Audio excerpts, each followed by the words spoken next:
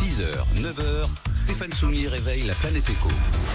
Good Morning Business. C'est Gilles Bonenfant, donc le patron d'Eurogroupe Consulting qui est avec nous. Bonjour Gilles Bonenfant et Emmanuel Le Chypre qui nous accompagne. L'Observatoire BFM Business, donc pour ce baromètre des grandes entreprises, les 100 principales entreprises françaises, qu'elles soient cotées ou pas, et qui donnent leurs intentions. Alors, leurs intentions d'investissement, la façon dont elles voient la situation économique et macroéconomique. Moi, ce qui me frappe, Gilles Bonenfant, on en a donc énormément parlé ce matin, parce que je trouve ça très spectaculaire.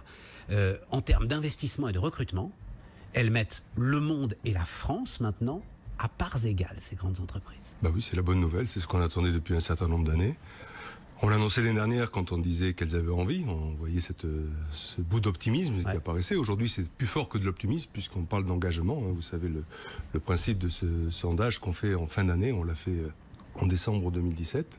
Et oui, les 100 plus grandes entreprises qu'on a sondées s'engagent à faire mieux sur l'emploi, à faire mieux sur la rentabilité, à faire mieux sur les investissements. Et elles croient au retour de notre hexagone sur la scène internationale et sur l'efficacité de l'hexagone dans leur propre entreprise au niveau mondial. Mais si je lis bien ce qu'elles disent, ils pensent même, ces chefs d'entreprise ultra-mondialisés, que la France sera leur premier gisement de croissance. Je crois que la France et l'Europe doivent rester ou doivent revenir de premiers gisements de croissance de ces grandes entreprises internationales basées sur notre territoire. On le sait, quand on parle de commerce extérieur, on peut vendre des avions en Chine, tant mieux. Mais le premier bassin qu'on doit servir, c'est le bassin européen et le bassin français. Je veux dire, notre déficit du commerce extérieur vient aussi beaucoup du fait qu'on ne produit pas assez en France et qu'on ne vend pas assez en France ce qu'attendent nos marchés. Emmanuel, moi je suis surpris par ce volontarisme des grandes entreprises françaises pour la France. C'est pas du patriotisme qu'ils font, c'est du pragmatisme économique. Alors, effectivement, c'est assez spectaculaire, surtout que là où je suis pas tout à fait d'accord avec Gilles, c'est qu'il y a un an, elles n'ont pas vu venir grand-chose, nos 100 grandes entreprises françaises. Parce qu'il faut se rappeler, Gilles, qu'il y a un an, l'année 2017 était vue plutôt un peu... Il y avait des inquiétudes qui s'exprimaient par rapport à 2016. Et on se disait, ah bon, alors qu'en fait, elles n'ont pas vu venir la forte croissance. Et là, elles sont dans un état d'euphorie parce que tout simplement, en 2017, toutes les grandes bonnes nouvelles ne sont venues que de France et d'Europe. Et là, pour le coup, on a l'impression qu'elles redécouvrent. Et donc, il y a un effet, une espèce d'ingratitude vis-à-vis des bienfaits de la politique qu'a menée Hollande, parce que dans les faits, aujourd'hui, c'est celle-là qui paye. Et puis, il y a une espèce d'euphorie Macron qu'il ne faut pas cacher. Mon point de correction, Emmanuel, c'est qu'elles avaient envie. Début 2017, quand on parlait, non, mais dans nos têtes, on était les premiers à le dire. On le disait ensemble. La révolution psychologique est spectaculaire, quoi. Mais ça, on le voit à l'étranger également, c'est-à-dire l'effet de ce que vous venez de souligner sur le bien-être ou la bonne portée des entreprises françaises se lit très facilement dès qu'on est à l'étranger. Appuyer sur des éléments tangibles, c'est-à-dire que cette réforme du Code du travail, dont tout le monde nous dit que c'est un pet de lapin sur une toile cirée, vous avez quand même 70 des 100 dirigeants des plus grandes entreprises françaises qui sont pas d'accord avec ça. Eux, ils plébiscitent cette réforme du Code du travail. Et puis, il y a surtout, j'imagine, l'ensemble des éléments fiscaux qui sont aujourd'hui mis en place et qui justifient aujourd'hui que à nouveau on choisisse d'investir sur la France. Alors dans le travail qu'on a fait, il y a deux éléments. Sur l'aspect loi du travail, indéniablement c'est plébiscité. Sur l'aspect fiscal, quand on regarde les courbes, il y a beaucoup de vert et un peu de rouge. Alors allez-y. Et le point de remarque que je veux faire sur la fiscalité, c'est que on voit bien qu'il y a des équilibres budgétaires qui ne sont pas atteints. Et donc le ministre, le maire a beau déclarer on n'augmentera pas des impôts dans les 5 ans qui viennent, je crois que l'entrepreneur est prudent. Donc là, il attend l'effet des mesures qui sont annoncées. La taxe est une bonne nouvelle. Voir ce qui se passe au niveau européen, parce que moi je fais partie des gens qui considèrent qu'avec le Brexit, nos voisins anglais vont faire un paradis fiscal, donc il va y avoir probablement une attractivité côté Angleterre, et là la flat tax sera probablement pas suffisante. Et puis on a quand même un déficit budgétaire qu'il va falloir combler un de ces jours. Donc ce qu'on fait sur la taxe d'habitation, comment on va le combler? Donc là il y a un doute, il n'y a pas un doute sur ce qui est déclaré, on attend pour voir, il y a un côté preuve. Sur l'aspect loi travail, je pense que c'est... Attendez, juste Emmanuel répond sur la fiscalité, et puis ensuite on parlera de la loi. Non, la fiscalité, il y a encore, c'est le dernier point sur lequel il y a des doutes, mais je veux dire, il y a tellement un tel traumatisme des promesses non tenues des dernières années que ça change pas du jour au lendemain. Ça. Oui, mais ce que je crois comprendre, c'est que il va y avoir une grosse bataille fiscale qui va commencer finalement. Quand vous parlez du Brexit, on voit la réforme fiscale de Trump. on n'est pas armé, on n'est pas du tout armé au regard de nos équilibres budgétaires pour aller jouer dans la cour des grands sur cette bataille fiscale. Et ça, les entreprises vont forcément devoir en tenir compte dans leurs investissements. Disons que les mesures annoncées sont des mesures qui auraient eu un plein effet il y a 5 ans. La question est de savoir quel effet et quelle nature de mesures on doit avoir dans 5 ans pour être compétitif sur un marché où on voit bien qu'il y a un tiraillement fiscal outre-Atlantique et outre-Manche.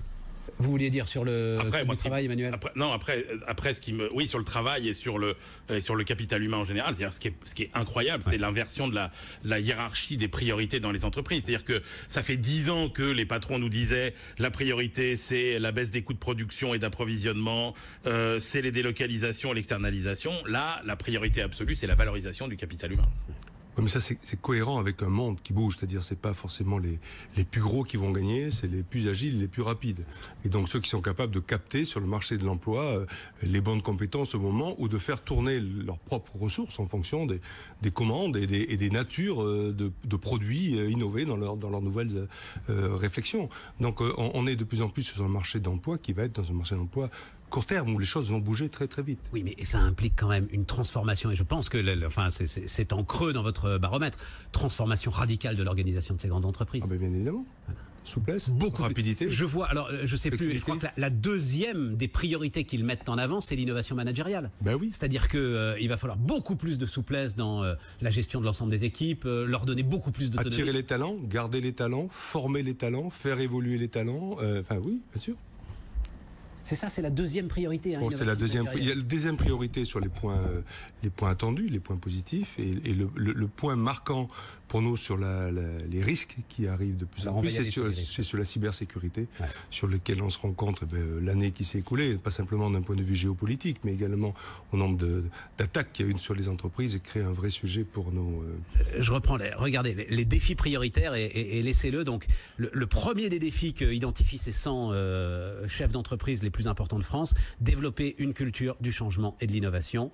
Deuxième défi, maintenir et développer les compétences. Là, on est sur des résultats assez comparables à ceux de l'année dernière. Pourquoi j'ai parlé du point 5, du point 3, pardon, c'est qui prend plus 5, c'est-à-dire que c'est un des... Digitaliser les métiers. Digitaliser et le sujet de la cybersécurité est en train de remonter sur le haut de la pile. Là, il est sur le podium, ça fait partie des éléments qui sont plus en croissance depuis l'année dernière. Alors, un mot des risques, effectivement. Vous citez cybermenace. Moi, je vois au sommet, alors on ne parle que de ça. Alors, le terme anglais, c'est la compliance, la conformité, l'ensemble des nouveaux risques juridiques qui aujourd'hui entourent les grandes entreprises. Là, pour le coup, c'est le sujet clé des années qui viennent, Gilles Bonenfant. Alors, c'est le sujet clé. Après, la question de la compliance, c'est de savoir si on veut le prendre dans une logique très anglo-saxonne du terme, avec des dispositifs rouleau compresseur. Mais on est obligé parce que l'Amérique impose sa loi. Non, je ne crois pas. Je pense qu'on peut faire de la smart compliance en ayant des logiques très précises sur ce qu'on doit faire sur la compliance et éviter de dérouler des manuels de procédure dans tous les sens. D'ailleurs, un certain nombre de grands groupes bancaires ou industriels français à portée internationale s'y prennent de cette façon-là. Et donc, c'est des efforts ciblés, c'est des logiques ciblées qui ont une portée aussi efficace que simplement dérouler un gros manuel de 15 volumes. Emmanuel, en conclusion de ce passionnant baromètre dont vous retrouvez évidemment l'ensemble des données sur notre site BFM Business. Ça fait 11 ans qu'on le fait ensemble et uniquement pour nous BFM Business. C'est la première fois que je vois autant se mêler les inflexions conjoncturelles et les inflexions structurelles. C'est-à-dire qu'avant c'était un peu business as usual et là franchement c'est vraiment, on sent qu'il y a aussi des révolutions internes structurelles à l'entreprise qui sont passionnantes. Si je peux rajouter un mot, au travers de notre activité Europe Consulting, je le vois chez nos clients. Je veux dire, les clients qu'on sonde sont les clients qu'on accompagne. Ouais. Et indéniablement, on est sur ces natures de projets-là, nature d'attention-là, et le capital humain est au cœur de leur activité. 8h30.